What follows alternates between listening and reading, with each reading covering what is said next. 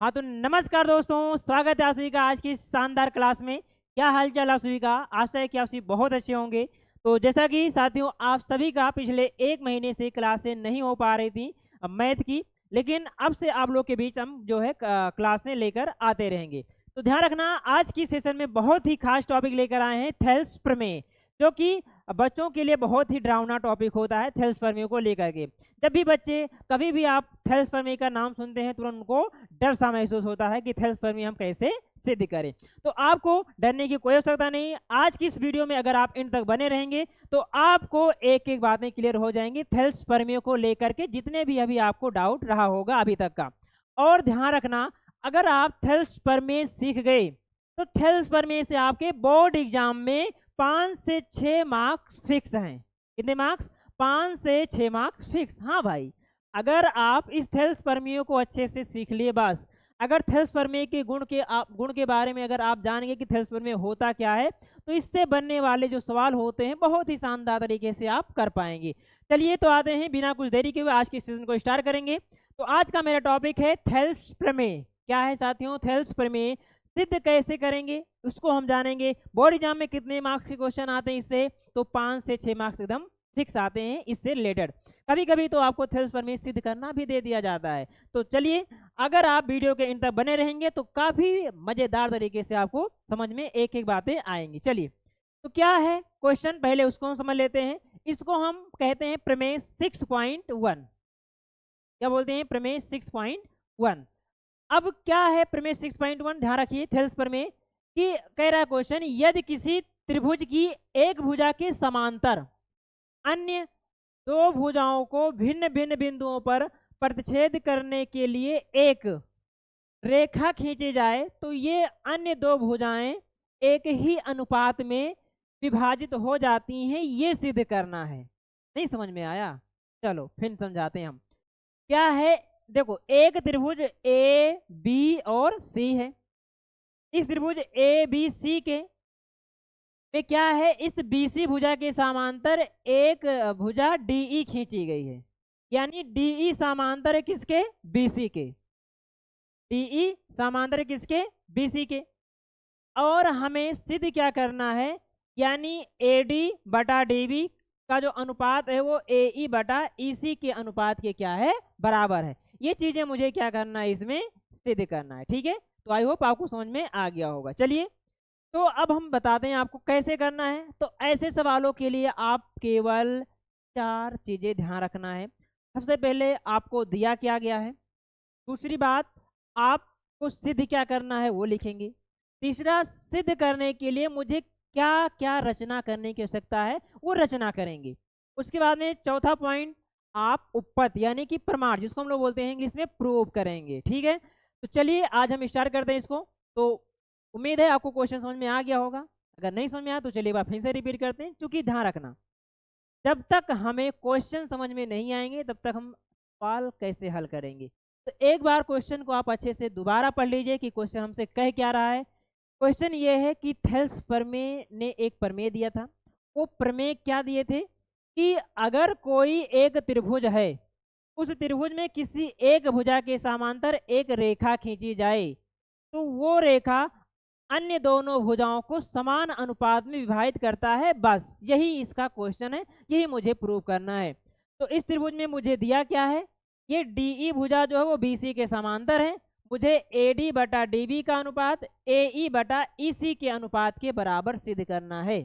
ठीक है, तो आइए सबसे पहले हम लिखेंगे मुझे दिया क्या गया है। ठीक है ना, तो यहाँ लिखेंगे आप दिया है। ठीक है, दिया है त्रिभुज ए बी सी में, त्रिभुज ए बी सी में क्या दिया है, इसमें जो डीई भुजा है, ध्यान रखना, डीई भुजा समांतर है, ये समांतर का सिंबल है। डीई भुजा, ये जो डीई भुजा है वो समांतर है बीसी भुजा के। तो डीई समांतर हम लिखेंगे यहाँ बीसी। बस यही मुझे दिया गया है इस सवाल में। अब हमें सिद्ध क्या करना है वो लिखेंगे। तो यहाँ लिखिए आप, सिद्ध करना है। ठीक है, सिद्ध करना है। अब इसमें भाई मुझे क्या सिद्ध करना है, वो लिखिए। हमें ये सिद्ध करना है कि ये जो भुजा है ए बी, इस ए बी भुजा को जो डी ई काटता है, इन दोनों भुजाओं का अनुपात इन दोनों भुजाओं के अनुपात के बराबर सिद्ध करना है। तो वही चीज यहाँ लिखेंगे, ए डी बटा डी बी, ए डी बटा डी बी का अनुपात बराबर होगा ए ई बटे ई सी के अनुपात के। यही चीजें मुझे सिद्ध करना है यहाँ, ए ई बटा ई सी, ए ई बटा, बस समझ में आ गया। मुझे दिया क्या है, मुझे सिद्ध क्या करना है, दो चीजें। अब तीसरा, इसमें मुझे सिद्ध करने के लिए रचना करना पड़ेगा। क्या करना पड़ेगा, रचना। तो वो चीजें लिखेंगे हम, रचना, ठीक है ना। रचना में क्या करना है, ध्यान देना। सबसे पहले तो आपको, चलिए सबसे पहले आप इस बिंदु डी से इस ए सी पर एक लंब खींचना है, और बिंदु ई से इस ए बी भुजा पर एक लंब खींचना है। तो हम यहाँ लिखेंगे बिंदु डी से इस पर ए सी पर एक लंब खींचा। क्या खींचा, एक लंब खींचा, ठीक है, ध्यान रखना। ये मैंने लंब खींच, ठीक है। इसका कलर चेंज कर दे ताकि आपको समझ आ जाए अच्छे से, ठीक है।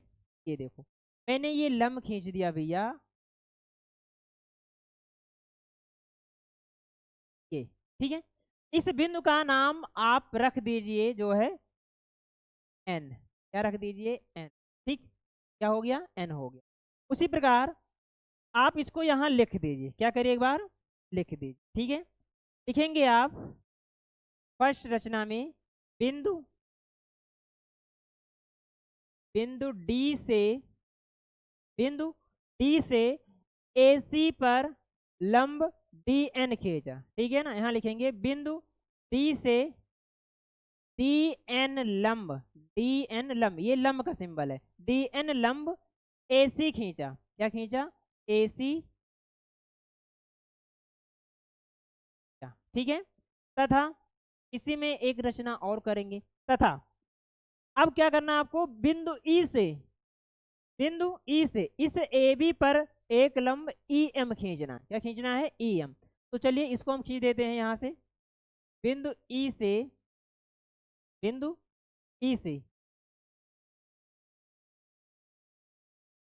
ठीक है ना, ध्यान रखिए। ये हो गया, इस बिंदु का नाम एम रख दीजिए। तो यहाँ लिखेंगे तथा बिंदु ई से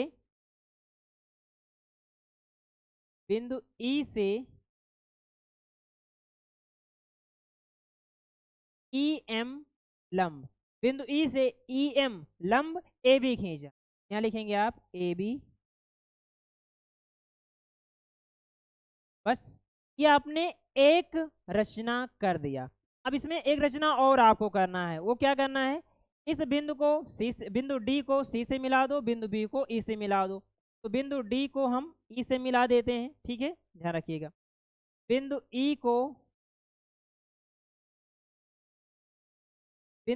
को सी से मिला दीजिए, बिंदु डी को ई से मिला दीजिए, ठीक है। बात समझ में आ गया। तो वही चीजें हम यहाँ लिखेंगे। अब दूसरे में क्या मैंने रचना किया है, मैंने रचना किया है बिंदु डी को सी से तथा बिंदु बी को ई से मिलाया। यहाँ लिखेंगे हम बिंदु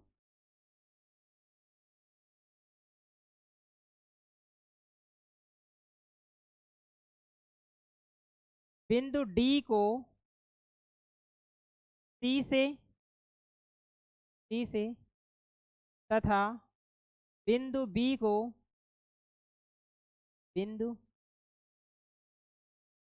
बिंदु बी को ई से मिलाया, बिंदु बी को ई से मिलाया। बात समझ में आया, बोलो क्या चीजें मैंने लिखा। इसमें मुझे दिया क्या है, इसमें मुझे सिद्ध क्या करना है, और सिद्ध करने के लिए क्या रचना करना पड़ेगा। अभी तो मैं ये कर रहा था, अभी तो मैंने सवाल को शुरू ही नहीं किया। और एक बात ध्यान रखना बच्चे, देखो आजकल के बच्चे जो हैं क्या है, वो रील के जमाने वाले हो गए हैं। उनको रील स्क्रॉल करना ज़्यादा पसंद रहता है। क्यों पसंद रहता है भाई, क्योंकि वो इतना इनका दिमाग तेज है कि वो 10 सेकंड अगर वीडियो देखते हैं तो उनको पता चल जाता है कि हाँ ये हमारे उपयोगी है या हमारे उपयोग में ये वीडियो नहीं है। तो देखो भाई, अगर आप पढ़ने आए हो तो वीडियो के इन तक अगर आप बने रहेंगे तो एक एक बातें क्लियर होंगी। बाकी ऐसे सवालों में थोड़ा समय लगता है, ऐसा तो है नहीं कि हाँ हम फास्ट थोड़ा बता दें आपको। बाकी मैं उम्मीद करता हूँ आपको काफ़ी बेहतरीन समझ में आ रहा होगा। पहले मैंने आपको बताया कि थेल्स प्रमेय क्या है, थेल्स प्रमेय में क्या करना होता है, क्या मुझे दिया होता है। तो चलिए अभी तक जितना मैंने किया एक बार पुनः इसका हम रिवीजन कर लेते हैं। क्या है, मुझे कह रहा था एक त्रिभुज ए बी सी है, उस त्रिभुज ए बी सी में डी ई जो है वो बी सी के समांतर है।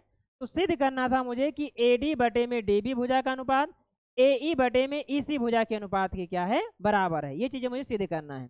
इसके लिए मुझे कुछ रचना करना पड़ी, हमने वो लिख दिया बस। अब इसमें कुछ करने की आवश्यकता है नहीं। आप पढ़े होंगे शुरू में ही क्लास 7th में ही कि त्रिभुज का क्षेत्रफल बराबर क्या होता है, 1/2 गुणे आधार गुणे ऊंचाई। जैसे समझिए ये कहाँ से निकल के आया फॉर्मूला। मान लो आपने एक आयत ले लिया, क्या ले लिया, एक आयत। तो इस आयत की ये हो गई हमारी लंबाई और ये हो गई हमारी चौड़ाई यानी कि बेस, और ये हो गया हमारा लेंथ। तो अगर इनका मुझे क्षेत्रफल निकालना हो तो इसका क्षेत्रफल निकालने के लिए आप जानते हैं आयत का क्षेत्रफल बराबर होता है लंबाई गुणे चौड़ाई, ठीक है ना, यानी लेंथ मल्टीपल बेस। तो ये लंबाई गुणे चौड़ाई हो गया। अब इसी आयत का अगर मैं आधा कर दूं, देखो क्या कर दिया गया, आधा। ये दो ट्राइंगल के शेप में हो गया, दो त्रिभुज के शेप में ये बट गया। तो अगर इस त्रिभुज का हमें क्षेत्रफल निकालना हो तो त्रिभुज का क्षेत्रफल के लिए क्या हो जाएगा बताइए, त्रिभुज का क्षेत्रफल अब क्या है, इसी आयत का क्षेत्रफल का ये आधा तो हो गया है, ये क्या हो गया है, आधा हो गया। तो इसी का हम आधा कर दे तो 1/2 गुणे क्या हो जाएगा, लंबाई गुणे चौड़ाई, लंबाई गुणे चौड़ाई। आई होप आपको ये फॉर्मूले समझ में आ गया होगा कि ये कैसे बना। तो त्रिभुज का क्षेत्रफल यानी अगर किसी त्रिभुज की आपको ऊंचाई पता है ना, क्या पता है, ऊंचाई, समझना, क्या पता है, ऊंचाई, और उसी ऊंचाई के सम्मुख उसका आधार पता है, तो आप उसका क्षेत्रफल निकालेंगे 1/2 गुणे आधार गुणे ऊंचाई, ये फॉर्मूला रख करके। तो यहाँ हम लिखेंगे उपपत्तियम,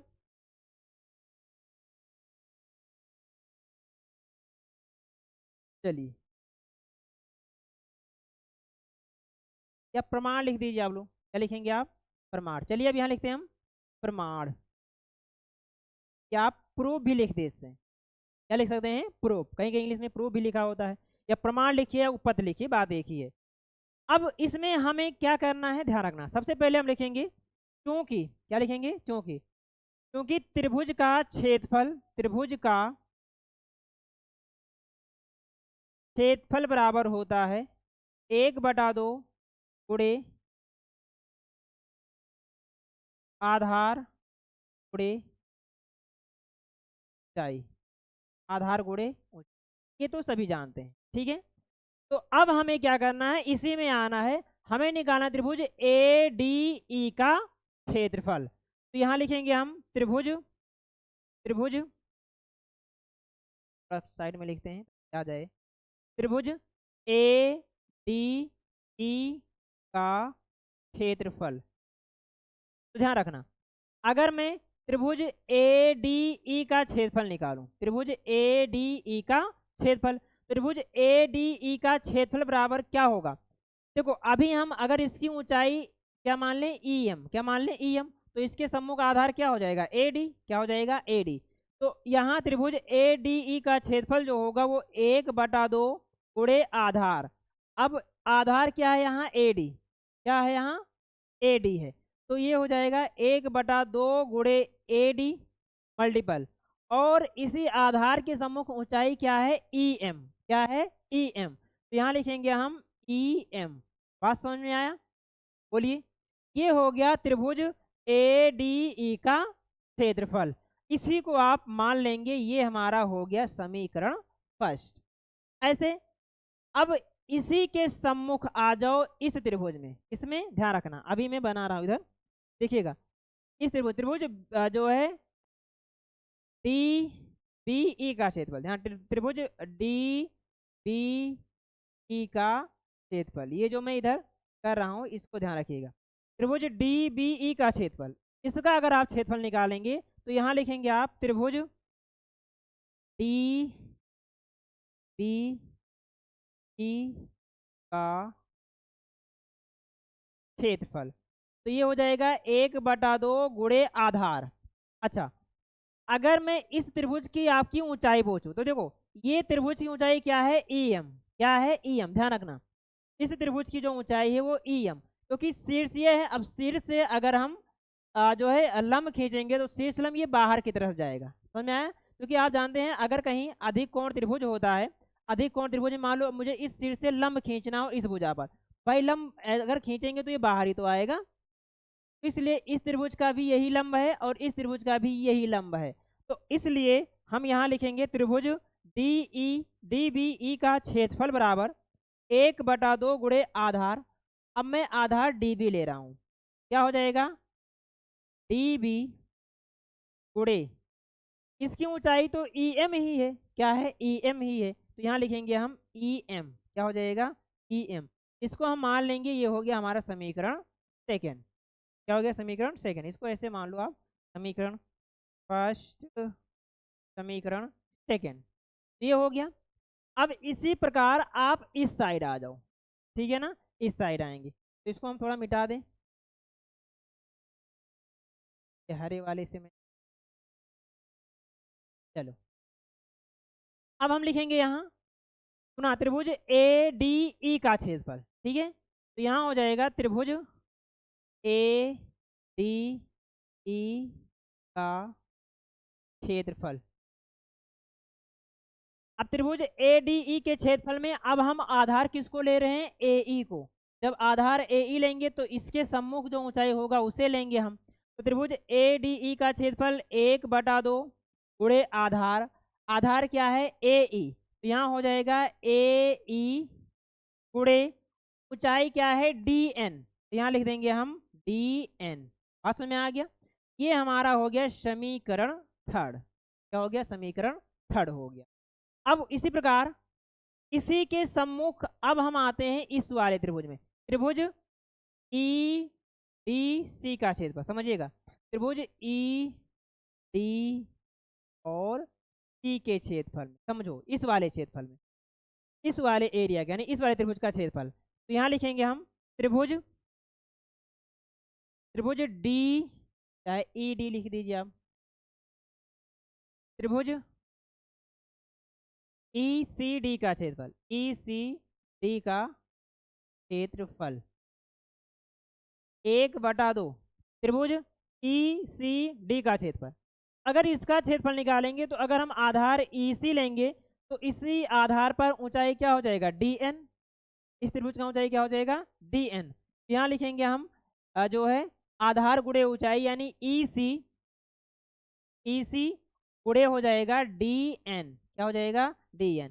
ये हो गया हमारा समीकरण 4, क्या हो गया समीकरण 4 हो गया। अब कुछ करना नहीं, इसमें ध्यान रखना, सबसे पहले हम क्या करेंगे यहाँ समीकरण फर्स्ट में समीकरण सेकंड से भाग करेंगे, समीकरण थर्ड में समीकरण फोर्थ से भाग करेंगे, तो वही चीजें यहाँ आपको लिखना है। तो थोड़ा सा इसको हम छोटा कर दें 1 मिनट,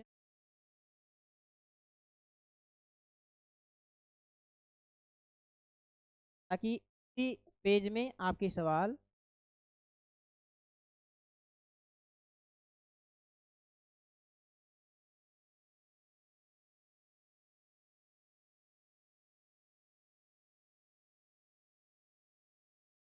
उम्मीद करते हैं आप लोग को दिख रहा होगा, ठीक है ना। चलो भाई, अब क्या है हम यहाँ लिखेंगे समीकरण, समीकरण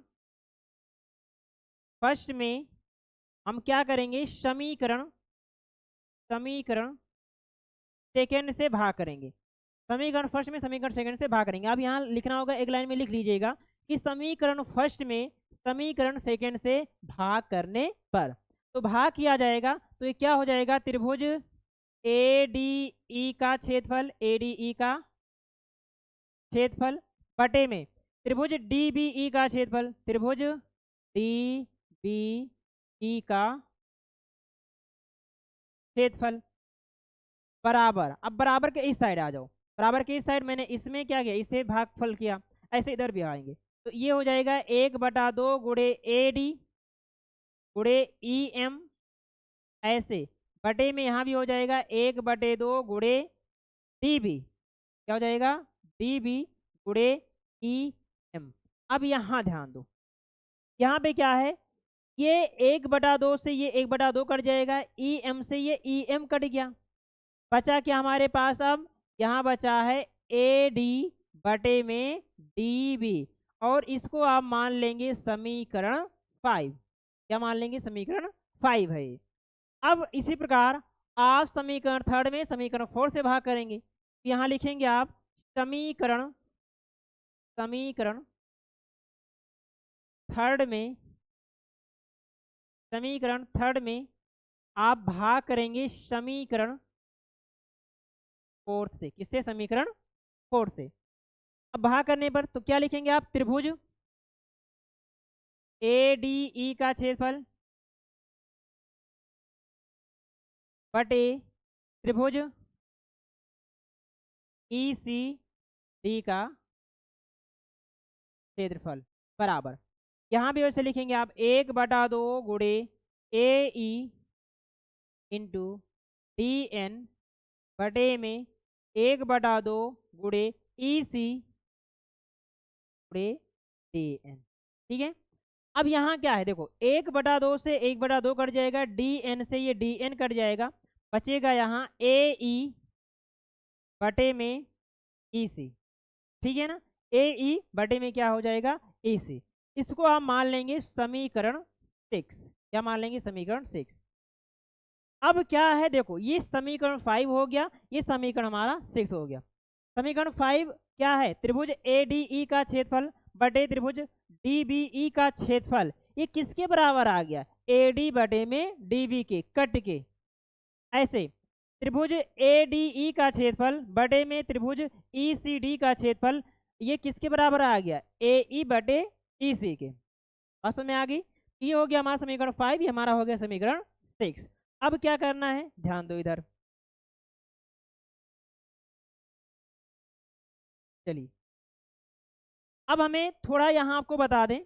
देखो भाई, अगर कहीं दो रेखाएं समांतर हैं, क्या है, समांतर है, समझिएगा। अगर कहीं दो रेखाएं, दो भुजाएं समांतर हैं और उन दोनों समांतर भुजाओं में किसी एक भुजा में हम एक आधार उभयनिष्ठ ले लेते हैं, मान लो ये हमारा AB एक उभयनिष्ठ आधार हो गया।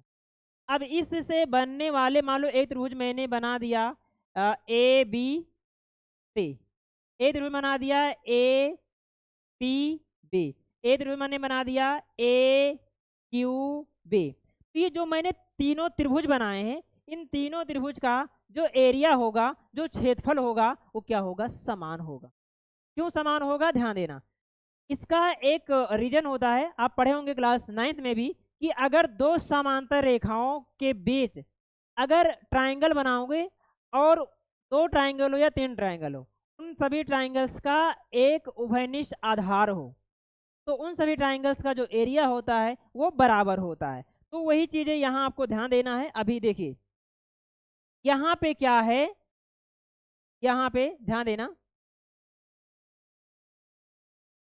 देखो यहाँ पे ये DE जो भुजा है, ये DE भुजा वो BC भुजा के समांतर है, और इसमें त्रिभुज DEC एक ट्राइंगल ये है, और ट्राइंगल जो है DEB है। ये दोनों ट्राइंगल्स इन दो समांतर रेखाओं के बीच बने हैं, और जिसका एक ही उभयनिष्ठ आधार है, वो क्या है, DE है। तो इस प्रकार त्रिभुज DEB का क्षेत्रफल तथा त्रिभुज DEC का क्षेत्रफल, या त्रिभुज आप ECD का भी क्षेत्रफल बोल सकते हो, इन दोनों का क्षेत्रफल क्या होगा, समान होगा। तो यहाँ आप थोड़ी सा एक लाइन लिख देंगे कि जो है एक ही आधार, एक ही आधार तथा समांतर रेखाओं के बीच, रेखाओं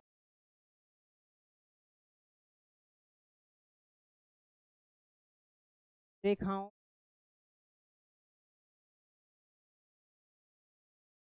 रेखाओं के बीच बने बने त्रिभुज का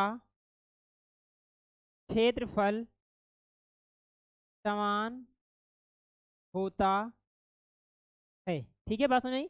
यानी एक ही आधार तथा समांतर रेखाओं के बीच बने त्रिभुज का क्षेत्रफल समान होता है। इसलिए क्या लिखोगे यहाँ? इसलिए चूंकि का होता है और ये इसलिए का सिंबल होता है। इसलिए त्रिभुज डी बी ई का क्षेत्रफल डी त्रिभुज डी बी ई का क्षेत्रफल बराबर होगा त्रिभुज ई सी डी के बराबर त्रिभुज का क्षेत्रफल। ठीक है, इसको आप मान लेंगे ये हमारा हो गया समीकरण 7। क्या हो गया? समीकरण 7 हो गया। यानी त्रिभुज डीबीई का क्षेत्रफल जो होगा, त्रिभुज डीबीई का क्षेत्रफल और त्रिभुज ईसीडी के क्षेत्रफल के बराबर होगा। क्यों बराबर है? क्योंकि ये भुजा और ये भुजा दोनों समांतर हैं और समांतर भुजाओं के बीच बने सभी त्रिभुज जो एक ही आधार से बने हों, सभी त्रिभुज का एरिया बराबर होता है। इसलिए तो अब हम क्या करेंगे, इस समीकरण 7 का मान हम समीकरण 5 में रख देंगे। तो यहाँ लिखेंगे हम समीकरण 7 का मान समीकरण 5 में रखने पर। तो समीकरण 7 का मान अगर हम समीकरण 5 में रखेंगे तो समीकरण 5 की जगह देखो ये क्या है, त्रिभुज डी बी ई का क्षेत्रफल। तो अगर त्रिभुज डी बी ई का क्षेत्रफल किसके बराबर है? त्रिभुज ई सी डी के क्षेत्रफल के। इसकी जगह हम त्रिभुज ई सी डी का क्षेत्रफल लिख सकते हैं। तो इसलिए ये क्या हो जाएगा? त्रिभुज ए डी ई का क्षेत्रफल, त्रिभुज ए डी ई का क्षेत्रफल बटे में। अब देखो इसकी जगह हम क्या लिखेंगे? त्रिभुज ई सी डी का क्षेत्रफल, त्रिभुज ई सी डी का क्षेत्रफल। ये क्या है? बाकी इधर बराबर ए डी बटे में डी भी है, तो यहाँ ए डी बटे में क्या हो जाएगा? ये हमारा आ गया समीकरण 8। क्या आ गया? समीकरण 8 आ गया। अब समीकरण 6 देखिए और समीकरण 8 देखिए। समीकरण 6 में क्या है? यहाँ भी त्रिभुज ए डी ई का क्षेत्रफल बटे में त्रिभुज ई सी डी का क्षेत्रफल के बराबर ए ई बटे में ई सी है। समीकरण 8 में भी वही चीज है, त्रिभुज ए डी ई का क्षेत्रफल बटे में त्रिभुज ई सी डी का क्षेत्रफल के बराबर ए डी बटे में डी भी है। तो यानी आप देखेंगे तो लेफ्ट साइड में यानी इधर भी वही चीजें हैं, इधर भी वही चीजें हैं, इसके बराबर ये है और इसी के बराबर ये है। इसको हम इसके बराबर लिख सकते हैं। लिख सकते नहीं लिख सकते हैं? बिल्कुल लिख सकते हैं भाई। तो वही चीज यहाँ लिखोगे। अतः या ऐसा लिखेंगे आप कि समीकरण 6 व समीकरण 8 से, समीकरण 6 और समीकरण 8 से आप क्या लिखेंगे? आप ये लिखेंगे कि ए डी बटे में डी बी, ए डी बटे में डी बी, ये चीज जो है इसके बराबर हो जाएगी। भाई सुनिए, इधर यहाँ भी त्रिभुज ए डी ई का क्षेत्रफल बटे में त्रिभुज ई सी डी के क्षेत्रफल के बराबर ये है। यहाँ भी ए डी ई का क्षेत्रफल बटे में त्रिभुज ई सी डी का क्षेत्रफल के बराबर में यही है। तो इसलिए इसको हम इसके बराबर लिख सकते हैं, यानी ए डी बटे में डी बी बराबर ए ई बटे में क्या हो जाएगा? ए सी। बस यही चीजें मुझे इसमें जो है प्रूव करना था। ठीक है, उम्मीद करते हैं कि आपको ये बात समझ में आ गया होगा। ठीक है ना, ये चीजें मुझे इसमें प्रूव करना था यानी सिद्ध करना था, ये चीज मैंने सिद्ध कर दिया। तो यहाँ लिखेंगे हम सिद्ध हुआ। ठीक है, क्या लिखेंगे आप? सिद्ध। ठीक है, बात समझ में आई इतनी? तो ध्यान रखना, आप एक बार पुनः इसका हम रिवीजन करवा देते हैं आप सभी के लिए। आप इसको अच्छे से सीखिएगा क्या है, कैसे करना था। सबसे पहले आप ध्यान रखना, मुझे दिया क्या गया था? मुझे दिया गया था भाई, देखिए प्रमेय 6.1 में यदि किसी त्रिभुज की एक भुजा के समांतर अन्य दो भुजाओं को भिन्न भिन्न बिंदुओं पर प्रतिच्छेद करने के लिए एक रेखा खींची जाए तो ये अन्य दो भुजाएं एक ही अनुपात में विभाजित हो जाती हैं। ये सवाल हमसे कह रहा था, यानी अगर कोई एक त्रिभुज है, उस त्रिभुज में किसी एक भुजा के समांतर एक रेखा खींच जाए तो वो रेखा बाकी दोनों भुजाओं को जिस बिंदु पर काटेगी उन दोनों भुजाओं का जो अनुपात आएगा वो समान आएगा। तो वही चीज मैंने यहाँ पे लिखा। सबसे पहले दिया क्या गया था, त्रिभुज एबीसी में डीई भुजा बीसी के समांतर दी हुई थी। उसके बाद में मुझे सिद्ध क्या करना था, एडी बटे में डीबी बराबर एई बटे में ईसी मुझे सिद्ध करना था। अब इसको सिद्ध करने के लिए मुझे दो रचना करना पड़े। एक रचना डीई मतलब डीएन लंब किस पर खींचे, एसी पर, और ईएम लंब मैंने एडी पर खींचा। ये पहला रचना होगा। दूसरा रचना मैंने किया, बिंदु डी को सी से, बिंदु डी को सी से तथा बिंदु बी को इसे मैंने मिलाया। उसके बाद प्रमाण में आए तो प्रमाण में क्या है, त्रिभुज का क्षेत्रफल क्या होता है, 1/2 गुणे आधार गुणे ऊंचाई। ये मैंने लिखा। अब मैंने यहाँ लिखा त्रिभुज एडीई का क्षेत्रफल। तो त्रिभुज एडीई का क्षेत्रफल बराबर 1/2 गुणे आधार। आधार मैंने जब एडी लिया है तो इसके सम्मुख जो लंब होगा वही ऊंचाई लिया जाएगा।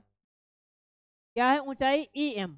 तो इसलिए 1/2 गुणे एडी गुणे में क्या हो गया, ईएम। इसको मैंने समीकरण फर्स्ट मान लिया। ऐसे इसी त्रिभुज के सम्मुख ये आ दो, इस वाले त्रिभुज में, त्रिभुज डीबीई में। अब इसमें क्या है, मैं यहाँ आधार डीबी लिया। अब आधार जब डीबी लिया तो इसका शीर्ष लंब क्या हो गया, ईएम। ठीक है ना, इसका शीर्ष लंब जब एडी पर बी क्या कहते हैं, अगर डीबी पर आप खींचोगे तो ईएम ही आए, यानी इस त्रिभुज का भी शीर्ष लंब यही है और इस त्रिभुज का भी शीर्ष लंब यही है। तो यही चीज यहाँ लिखा गया है। त्रिभुज डीबीई का क्षेत्रफल, त्रिभुज डीबीई का क्षेत्रफल बराबर 1/2 गुणे आधार डीबी ऊंचाई ईएम हो गया है। बात समझ में आया, ये हमारा समीकरण सेकेंड हो गया। इसी प्रकार मैंने इन दोनों त्रिभुजों में भी किया है। त्रिभुज एडीई का क्षेत्रफल में यहाँ पे जब एई मैंने आधार लिया तो ऊंचाई यहाँ मुझे लेना पड़ेगा डीएन। क्यों, क्योंकि आधार के सम्मुख यही हमारा ऊंचाई हो जाएगा। क्या हो जाएगा, 1/2 गुणे एई गुणे डीएन। इसी प्रकार इसी के सम्मुख इस त्रिभुज में आएंगे। इस त्रिभुज में भी क्या है, हमारा ऊंचाई ये है क्योंकि आधार हम ईसी ले रहे हैं। तो त्रिभुज ईसीडी का क्षेत्रफल, त्रिभुज ईसीडी का क्षेत्रफल बराबर 1/2 गुणे ईसी गुणे डीएन, ये हो जाएगा। ये इसको मैंने मान लिया समीकरण फोर्थ। अब क्या है, समीकरण फर्स्ट में समीकरण सेकंड से आप भाग कर दीजिए। तो भाग करने पर मैंने क्या किया, इनका बटा इसका किया, इसका बटा इसका किया, तो 1/2 से 1/2 कट गया, ईएम से ईएम कट गया, बराबर एडी बटे में डीबी बचा। इसको मैंने मान लिया समीकरण 5। इसी प्रकार समीकरण थर्ड में समीकरण फोर्थ से भाग किए तो अब भाग करने पर 1/2 से 1/2 कट गया, डीएन से डीएन कट गया, एई बटे में ईसी हो गया। इसको मैंने मान लिया समीकरण हमारा 6 हो गया। बस अब क्या करना है, ध्यान दो। एक मैंने आपको लाइन लिखा है कि एक ही आधार तथा समांतर रेखाओं के बीच बने त्रिभुज का क्षेत्रफल क्या होता है, समान। यहाँ ये त्रिभुज और ये त्रिभुज, इन दोनों त्रिभुज क्या हैं, दो समांतर भुजाओं डीई और बीसी, इन दोनों भुजा के दोनों भुजाएं समांतर हैं। इन दोनों भुजाओं के बीच में ये त्रिभुज बना है जिसका एक ही आधार उभयनिष्ठ है, वो क्या है, डीई। तो इसलिए इस त्रिभुज और इस त्रिभुज का, दोनों त्रिभुजों का क्षेत्रफल क्या होगा, समान होगा। इसलिए मैंने लिखा त्रिभुज डीबीई का क्षेत्रफल बराबर होगा त्रिभुज ईसीडी के क्षेत्रफल के। इसको मैंने मान लिया समीकरण 7। अब समीकरण 7 का मान मैंने किस में रखा, समीकरण 5 में। समीकरण 5 में जहां डीबीई है वहां मैंने ईसीडी लिख दिया, ये बन गया समीकरण 8। वही मैंने लिखा समीकरण 6 व समीकरण 8 से। यहाँ भी क्या है, त्रिभुज एडीई का क्षेत्रफल बटे में त्रिभुज ईसीडी का क्षेत्रफल, यहाँ भी त्रिभुज एडीई का क्षेत्रफल बटे में त्रिभुज ईसीडी का क्षेत्रफल इसके बराबर ये है और यहाँ इसके बराबर ये है। तो इसको हम इसके बराबर लिख सकते हैं। बस ये मुझे सिद्ध करना था। तो आई होप आपको सारी चीज़ें बहुत अच्छी समझ में आ गया होगा। मैंने थोड़ा एक ही स्लाइड में आपको समझाने का प्रयास किया तो इसलिए थोड़ी आपको चीज़ें छोटी लिखी हुई नजर आएंगी। बाकी समझ में आ गया होगा अच्छे से। बाकी क्लास आपको कैसी लगी आप मुझे कमेंट में जरूर बताइएगा। फिर ऐसे ही मिलेंगे नेक्स्ट वीडियो में, तब तक के लिए